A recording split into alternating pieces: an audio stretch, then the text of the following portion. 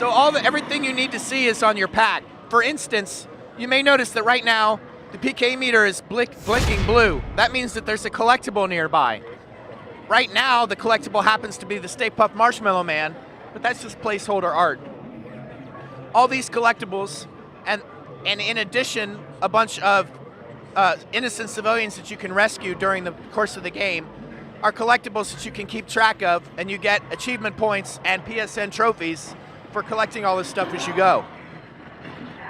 You'll also get an achievement for upgrading all your weapons to max during the course of gameplay. And the Tobin Spirit Guide is also present in the PKE meter. Doug, if you could you pause it for a second so we can show the PKE meter?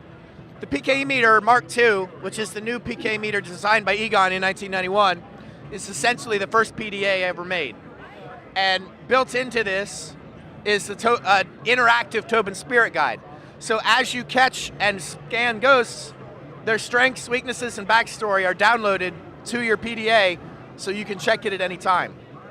You can use that strategically, but really it's just fun to collect. The backstories are always interesting. So we're going to move on into the sorting room for the end of the demo, and we may actually be able to fight a real ghost. We might even be able to trap him.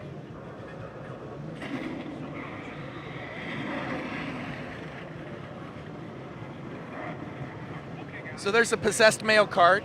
I wonder what else is going to be possessed in this room.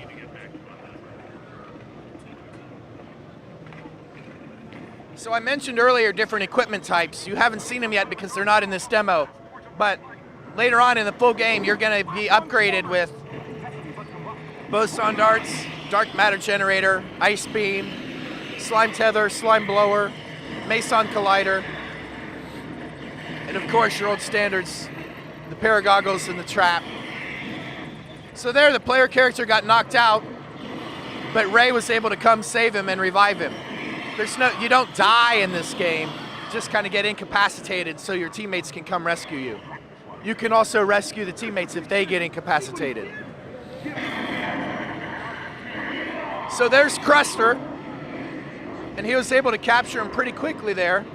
So now he's in the capture beam and the ghost is fighting, almost like a fish on the end of a fishing line.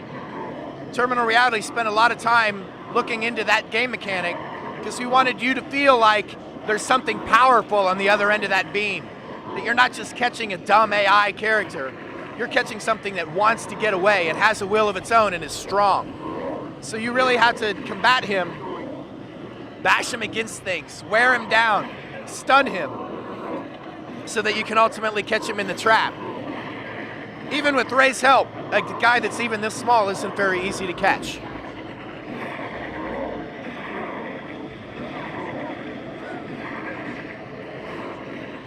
All right, so we're gonna bash him against the wall a couple times and stun him.